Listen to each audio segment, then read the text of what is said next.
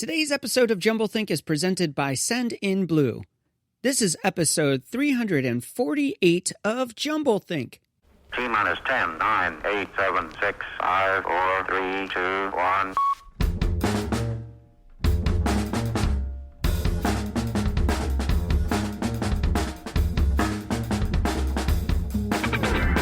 Welcome to JumbleThink, where we interview dreamers, makers, innovators, and influencers all about their journey of turning dreams and ideas into reality. Along the way, we're going to share some tips on how you can turn your own dreams and ideas into reality too. Our guest on today's show is Chad Veach. More about Chad in a moment. Whether you're a new listener or a longtime fan, if you've never subscribed to JumbleThink, head on over to wherever you listen to podcasts, search for JumbleThink, and click subscribe. If you head on over to jumblethinc.com, you'll find links to Apple Podcasts, Spotify, Stitcher, Pandora, and more. So it's even easier to subscribe to the show. So go do it. Subscribe now. Now let's join today's conversation.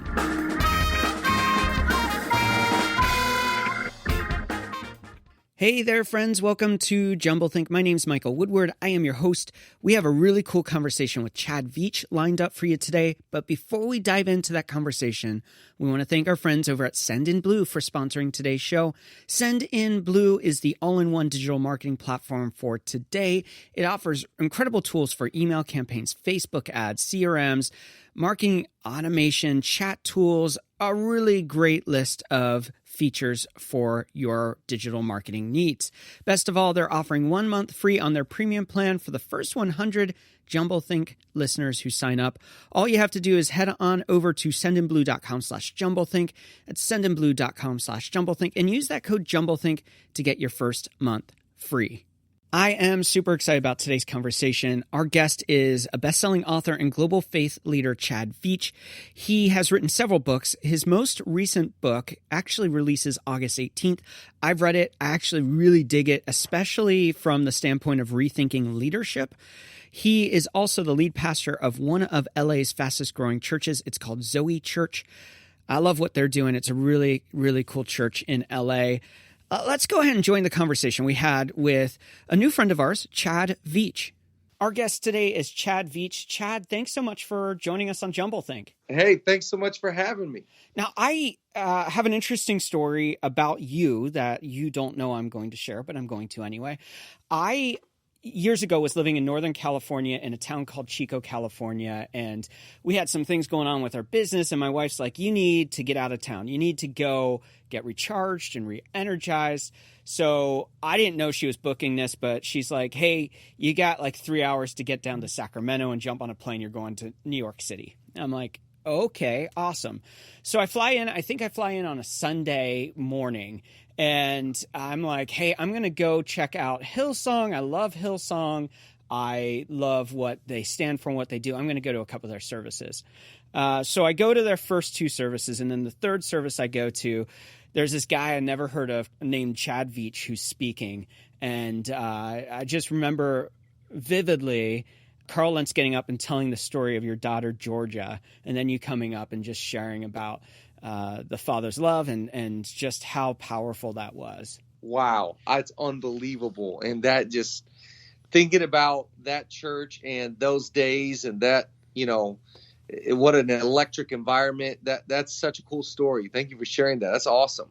Yeah, so I'm excited to be talking about your book today, Help. I work with people getting good at influence, leadership, and people skills. It's interesting to me, of course, John Maxwell, famously the leadership guru, but, you've written several books now. What is it? 3 books? This is your third book. A lot of them have to do with faith and spirituality and God. And as a pastor, that's an area that you're passionate about, of course, but why leadership?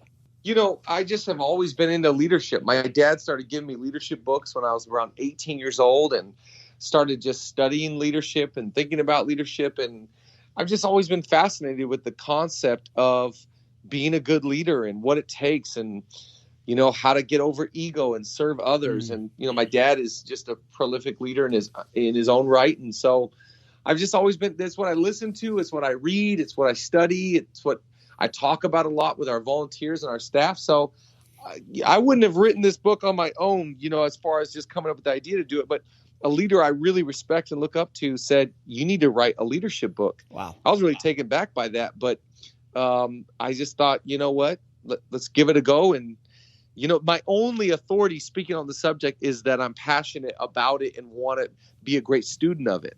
You have a podcast about this too, Leadership Lead In. Did the podcast happen first? The book happen first? Was the podcast kind of a way to explore this topic? How did that come to be? Yeah, so both really came out of talking with a guy named Craig Rochelle. He's the pastor of the largest church in America. And he's the one that really pushed me. He said, hey, listen, I think you're the perfect age. I think you're in the right spot to do it. You need to write it. You need to write a leadership book and start a leadership podcast. So I went home and did both. I started to talk to publishers about this book and the idea, and we started the podcast, and both have resonated really, really well. So we're really pleased with it. Super cool. And I love this quote from the book. As I was reading through, it was actually a Craig Groeschel quote that you put in there. It hit me hard. It was this quote that says, the fastest way to kill something special is to compare it to something else. And I just thought that was a really powerful tool. And I think that happens in leadership a lot, that we try to emulate other people or compare ourselves to somebody else in leadership, and that really kills our authority, our confidence, our belief in what we're called to lead. That's it. The comparison trap is in every field. The comparison trap happens for all of us, and I think that we've got to be careful not to fall into that. I think the quote, reads perfectly and is so true for all of us, and it just cheapens the greatness that's on our life or on our company that we're leading. And so I heard someone else say, it's so foolish to compare ourselves to others because we didn't start where they started. Yeah. Maybe they started with a legacy. Maybe they started with money. Maybe they started with, just behind where we started. It doesn't matter. It's just so foolish to compare ourselves. And I think it's a big trap that a lot of leaders fall into. And it's only because we're not aiming at the right thing. My aim is not to beat others. My aim is to do the best job I can do. Wow, that's super powerful. Now, you wrote this book about leadership, and there are three main sections to it. You have a book, or a part of the book, which is It's All About You. The second part, People Matter Most. And the third part, We is Greater Than Me. Now, what shocked me as I dove into the book, now I'm not completely done reading the book. I'm about 2/3 of the way through. I've been devouring it and loving every moment. What stood out to me, though, is, you see three not chapters, but three distinct sections that define the chapter outline. And you think, oh, okay, I get it. Me, people, the bringing together of me and people.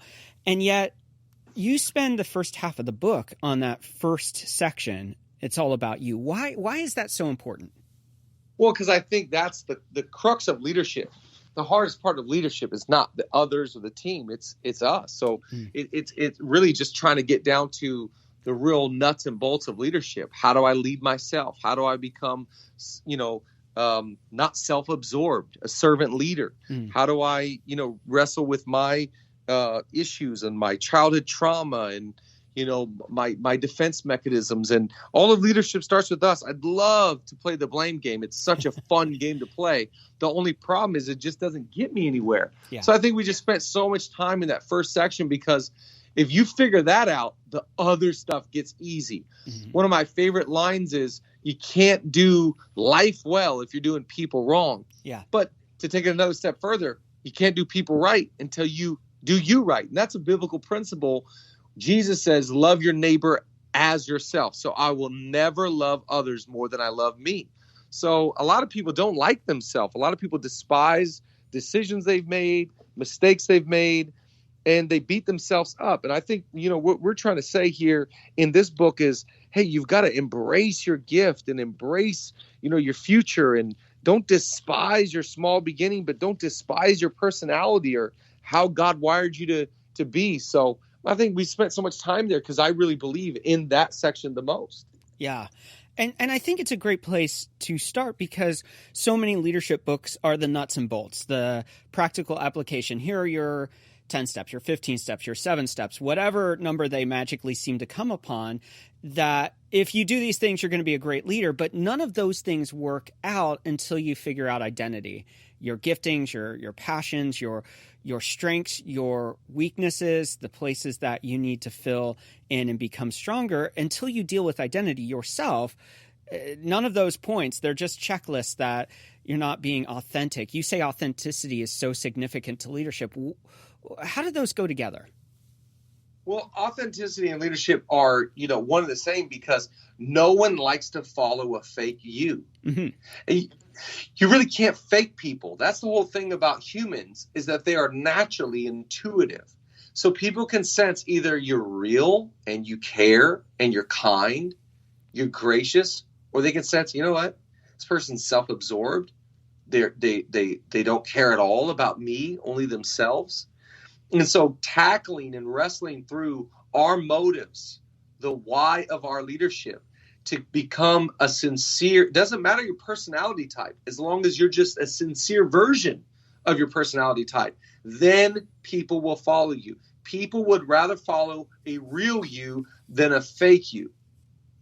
You say in the book, your authority comes less from your ability and more from your authenticity. I see this as a big struggle in our society, this idea of persona versus authenticity in the podcasting space and the vlogging space and the influencer space. Over and over again, it's about this persona that people want to put on, and in that they lose themselves. I remember listening to NPR, and they were talking about this great sports podcast and how it was so great and how the guy was so incredible and authentic. And then they went on to say about how different he was when they met him face to face. And they kept on coming back to how authentic he was, but then how different he was face to face. And I think that is a problem in society, is that, we act authentic, but then when we're off, when we're not performing, we're not actually being authentic anymore. Can you address that divide of authenticity, persona, and leadership versus this whole world of influence and influencer marketing and beyond that we're facing right now? Well, I think that we're going to get ourselves in trouble if we live our life in compartments. Okay. Because leadership is not what we do; it's who we are. Mm. So your authority is in your authenticity. I think we get ourselves in trouble, and that's where you see in the media right now a lot of people getting under a wide scrutiny, because in the camera or on stage it's one thing, and then behind closed doors it's another. I think we've got to be careful, and I'm preaching to the choir here, because does my family and my children respect me more than someone that attends my church? That's always the challenge, right? Do the people who are closest to us respect us the most? And that's the real rub of leadership. The real rub of life is I can fool people for a little while, but I can't fool them forever. And I don't want to. That's not the goal. The goal is that we would, to the best of our ability, live sincere lives. And that means apologizing, admitting wrong, not living self-righteous and on a high horse or a soapbox, but just, I think you can't take yourself too seriously in life. Otherwise, it's going to come around and get you really bad. One of the sections that I think I'm going to go back personally and work on, and I think there's seasons in my life where I've done this well. I think I'm in a season right now that it seems like I'm just so busy that I'm always on, whether it's family life, whether it's the business, whether it's the podcast, whether it's church-related things. I feel like I'm not shutting off. And you talk about the importance of investing in yourself, that many people are really running on empty. They're not investing well into themselves. So talk to us about how we can better invest in ourselves and why it even matters.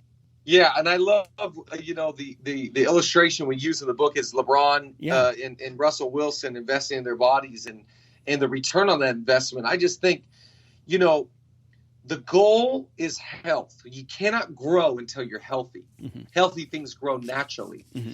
And so the goal is never balance. No, I don't know a lot of successful people that live a balanced life. The goal is never balance. The goal is always health. How do I get mentally healthy? How do I get physically healthy, emotionally healthy, relationally, financially? Every area of my life, I want to be healthy. Yeah. And so that takes a lot of hard work and a lot of investment. If I want to be financially healthy, I got to spend time with financial advisors, and I got to spend time on my budget. And I got to look at the books, and I don't just roll out of bed with financial health. If I want my emotions to be healthy, I got to invest into my hobbies and invest into my rest, and all of it's tied together. So I just think the dumbest thing you could do is invest in others and neglect yourself. As we wrap up this first segment, there's always a few questions that we ask. The first one being, for you personally, how do you find purpose in what you do? So much of purpose is tied to me. It would be a vertical than a horizontal thing. Okay. My purpose is found first in my relationship with God. Yeah. Jesus models this. He goes away early in the morning and he prays and he gets his heart right. Then he comes back to the guys and they go, "Hey, we've been looking for you. Where you been?" And he goes, "Don't worry about it. For this purpose I've come." Wow. So purpose is always attached to presence. Yeah. When I'm in his presence, I find my purpose. But then I think also purpose is attached to people. So it's vertical, but then it's horizontal. The more I'm around my community, it reminds me of my purpose being played out. So I think it's love God, love people. Mm-hmm. You find your purpose in what you love. I love God. I get purpose from there. I love people. I get more purpose there. What is one challenge you're currently working to overcome? I would say my marriage and my parenting. Those are the two biggest obstacles in my life. How do I be a great husband and a great father? The other stuff I've gotten 20 years plus to work at, and they come easy. It's always easier to work hard at your workplace, but the home. So I'm really trying to become a better husband and working through, deficiencies I have there. I was getting ready to leave on this trip this morning, and my wife goes, "Hey, there's all kinds of clothes here next to your bed and all over the floor. You leaving that for me?" And it's like, I got to be a good husband. I don't want her to even say that. And then I really want to raise confident kids that want to be around me later in life, and they want to, really conquer the hills that are in front of them. So I would say those are the two biggest. And finally, what's the next big dream, idea, or goal that you have? I would just say my next big mountain to climb is, the two facets of my life would be building church and empowering leaders. So trying to get a building where we can build this college and raise a lot of young leaders, and then continue to put up a lot of content that's going to help raise up a lot of leaders. That would be the two big mountains, is empowering leaders and building church. Love that. We're going to take a break right here. When we come back, we're going to dive a little bit further into the book and jump into those wonderful rapid fire questions. We'll be right back.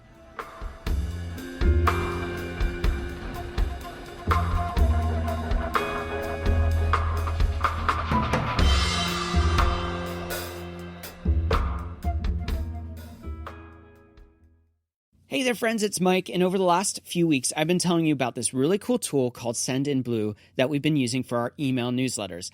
I want to give you a little bit of an update on our experience and some of the things that I've been super impressed about with their platform. If you build email newsletters at all, you know that one of the most difficult things to do is to build email templates that really reflect your brand. The tools are just clumsy and difficult and really hard to use. That's why I've been super impressed with my experience using Send in Blue. They have 3 tools that you can use to build out those email campaigns. They have a drag and drop builder, which is really easy to use. You just take the element you want. Maybe it's an image or some text, or you want some blocks for content. You just drag it over and then you design around it using their click and edit tools. Really easy to use. They also have a rich text editor. And for those techie people out there, you can get down and dirty into the code and really build out templates exactly how you want. Now, building email templates is critical to getting campaigns that work for your brand. So when I found that their tools were easy to use, I wanted to let you know. I hope you'll take some time and check them out. Best of all, for the first 100 JumbleThink listeners who sign up, they want to give your first month free on their premium plan. So head on over to sendinblue.com/JumbleThink. That's sendinblue.com/JumbleThink and use the code JumbleThink to get your first month free. Now let's return to the conversation. Reposez votre bras et attendez. Restez calme pendant un moment.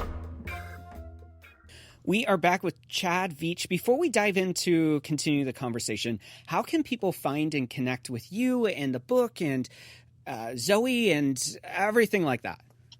Yeah. So our church website is really simple. It's zoechurch.org. And then my website that has all of our content is chadveach.org. So we went the .org route, man. We just fully committed to it. Nice. Well, we'll put the links in the episode notes. So wherever you're listening, just click on them. It'll take you right there. You don't have to work hard at it. And it's a book that everyone should read. And I think that that's one of the distinctions in the book. You talk about how so many people say, hey, I'm not a leader, or hey, who am I actually leading? And you're saying that anyone who's living a life, whether it's especially if they're a believer and they're following Christ, they're leading something or someone. That's it. Yeah, the lie is that we're not leaders. The average person will impact or influence 70,000 people in their lifetime. Wow. That's no small amount of people. No. So I just think, again, nobody rolls out of bed going, I am so important and my life matters so much and I'm making such a difference. No one feels like that. But people are watching you and learning from you, and it's either going to be good things or bad things. So I think we've got to embrace the reality that we are all leaders. Yeah. So good. You, in the book, outline 5 characteristics of a followable leader. And I think that's interesting because so many people say that they're leaders or are leading, but maybe they're not living up to a standard that they are followable or should be followed. What is the importance of those 5 characteristics, and what are those 5 characteristics? Well, I think the thing that we've got to always realize is that we have a following, but the quickest way to lose that is to not be aware or be sensitive, be empathetic to the people that are following us. So what makes us followable is the fact that we first acknowledge that we're leaders, and then let's have a name, let's have a direction. If people are following me, I want to know where I'm leading them. Yeah. Leadership gets really scary if it's just like I'm just so enamored that people love me and are following me, and that's where narcissism creeps in. I think that a great leader that is followable understands I've got a following and I've got an agenda. I want to move these people from A to B to C, and the end result of that shouldn't be leading them to us, but leading them to something bigger than ourselves. Yeah. You say in the book that character beats vision. That's something when I went to ministry school and the church that I pastored on was so significant, and that so often we're about vision and where we're going and taking people there that we forget the character that is the fundamental, the foundation for everything else. And whether it's the church or politics or Hollywood or the media right now, there is this lack of character across all of it.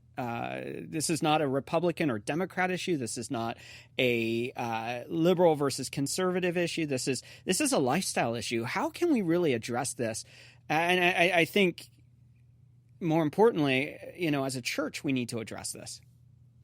Well, yeah, I agree. And I think the reality is that all of us, there's always going to be a gap between who I am and who I really am. Yeah. And so I think the first thing we have to all admit is I'm not perfect. Yeah. I have character flaws. I have character issues. I think we're going to get ourselves in trouble if we try and present our life as perfect. And when we do that, we judge others by their actions and ourselves by our intentions. And so I think getting good at character is going like, I want to be gracious with other people's character flaws because I'm aware I've got ton myself. Yeah. No one is perfect. There's no such thing as a perfect leader, a perfect parent, a perfect pastor. We all have issues. And so we'll be gracious with each other when we fall if we first admit, I need a lot of room to grow myself. Right. We're holding people to standards that we can't even live ourselves to. This is an issue Jesus was addressing, and he's still trying to address it today. So good. My favorite part of the book was this concept of awkward as a gift. And I love that because so often, I know at least for me, there are times where I'm like, I am so awkward compared to the people I'm around, or I think so differently, or I can't believe I just said that. That's like, just seems out there, and I think that sometimes we judge ourselves and that handicaps us. And yet you say that awkwardness can be the very gift that sets us up as a different leader that really reaches the people we're supposed to reach. Well, I just think the most awkward people, aren't they refreshing at the end of the day? Because they got some individuality about themselves. They got some security and some confidence. And I think it's just at the end of the day that, again, this Enneagram thing has just gone crazy. But the reason why I think is because it resonates with people going, I want to celebrate who I am. Yeah. The thing I've always believed is God didn't make you one way to use you another way. Yeah. So you got to start to get comfortable in your own skin and embrace that idea that you have been made perfectly. Now your job is to get comfortable in your own skin and maximize to your fullest potential to the best of your ability. So that's always easier said than done because, again, the comparison trap that we talked about earlier, but also the inability to really run with our strengths. Yeah. And so awkward is a gift. And I think your awkwardness is the contrast that you bring to the table. And we are always looking for contrast. Yeah. Yeah. And I think that's really powerful because often we take the things that are actually our biggest gifts and we see them as our biggest weaknesses. And yet they're the things that make us special, and watering that down or trying to change ourselves to be something we're not, it just kills that authenticity. Coming back to the beginning, that authenticity has to be there, and that awkwardness is part of that. That's it, 100%.